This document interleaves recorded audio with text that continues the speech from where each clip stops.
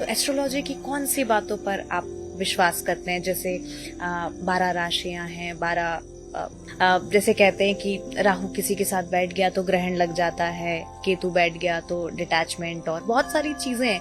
तो ये गणना है।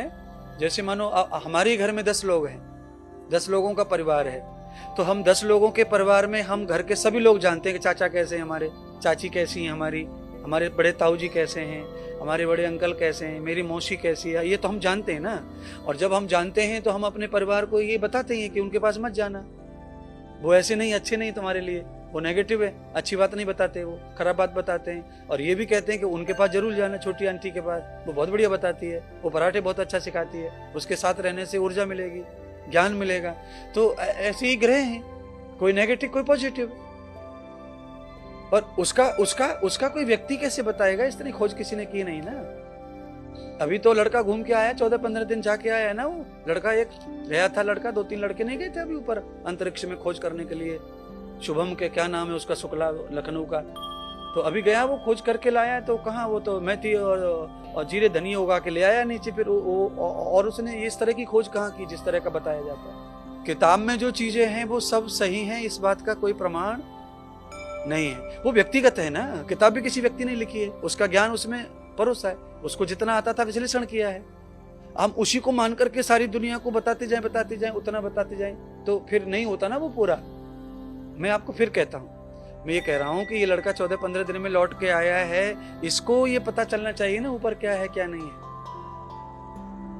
जो बता रहे बैठ के टीवी पे, ये तो गए नहीं ना वहां, इनको कैसे पता है कि शनि नाराज कर रहा है, कि गुरु रूठ गया, ये शनि रूठ गया, गुरु रूठ गया, इनको कैसे पता चलता है? ये किताब की गणना से ही तो बताते हैं, जो लिखा हुआ विश्लेषण जो किसी ने लिख दिया है उसी को ये पढ़ रहे हैं, इसी को बता रहे हैं ना। ये शनि जी के ऊपर तेल चढ़ाने से और दिया जलाने से शनि ठीक हो जाता है, ऐसा लोगों का कहना है। तो इसमें कोई शक नहीं है, मैं ठीक कर दूंगा। आपका हाथ जल जाए तो उस पर तेल घी लगा लो, शांति मिलती है। तो शांति यहाँ मिलेगी जलने पर।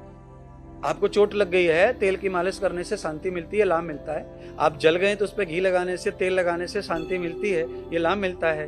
क्योंकि आपके तेल में, घी में एनर्जी होती है, पॉजिटिव एनर्जी, पावर होता है। तो यहाँ जरूरत है पावर की, पावर गई है इसीलिए तो जलन हो रही है, इसीलिए दर्द हो रहा है। जब उस दर्द की जगह पे आप पावर डाल देंगे, दर्द खत्म हो जाएगा। चाहे गोली खा लो, चाहे तेल लगा लो, चाहे घी लगा लो। तो तेल और वो तो सब जगह शांति करता है, पर इस तरह शांति का जो प्रकार है, ये शांति का जो प्रकार है, ये हमारे यहाँ बहुत ज्यादा मान्यता में नहीं है। इसको सब लोग मान ही नहीं सकते, इसको स्वीकार ही नहीं कर सकते सब लोग। और सिद्धांत तो ऐसा होता है, परम सत्य, उसको हर आदमी को स्वीकार करना ही पड़ता है। ये सिद्धांतिक नहीं है, इसलिए इसे सब स्वीकार नहीं करेंगे। और जो सैद्धांतिक है उसे सब स्वीकार करेंगे। मैंने जो बताया, तर्क दिया अभी आपको, तेल घी वाला, हाथ जलने पर, तो इसको सब स्वीकार करेंगे ना। इसको विज्ञान झूठा नहीं कर सकता, कोई पूजा पाठ वाला भी झूठा नहीं कर सकता। पर वो शनि पर तेल चढ़ा के शांति मिलेगी, इसको सब लोग स्वीकार नहीं कर सकते। जैसे आप हर चीज को विज्ञान से जोड़ रहे हैं, तो आपने तिलक लगाया है, मैंने भी लगाया है, तो इसके पीछे का आप जरा साइंस बताइए। मेरे तिलक लगाने, आपके तिलक लगाने के पीछे पहला रीजन ये है कि हम अपने चिन्ह को अपने साथ जोड़ के चल रहे हैं, समझिए। हाँ, हमारे ऋषि जो थे उस समय तिलक चंदन नहीं लगाते थे। हमारे ऋषि जो है लेप करते थे चंदन का। तो ये जो डिजाइन का जो तिलक है, जो मैंने लगा लिया, आपने लगा लिया, ये नहीं था। ये हमारे ये परंपराओं में गाड़ा गया, डाला गया इसको। और ये परंपरा भी अपनी पहचान के हिसाब से है, जैसे मिलिट्री है।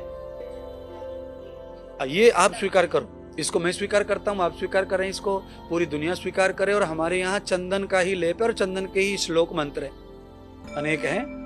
तो उसमें फिर बाद में दूसरे आयुर्वेद के हिसाब से भी संस्कृत है, संस्कृत भाषा में आयुर्वेद है, तो उसमें हल्दी का भी नाम आता है और कुंकू का भी नाम आता है। कंकुपारा होता है, हल्दी कॉस्मेटिक होती है, तो इनके भी नाम आते हैं। इनका भी आप उपयोग कर सकते हैं आप स्वास्थ्य के हिसाब से। चंदन भी स्वास्थ्य के हिसाब से ही है।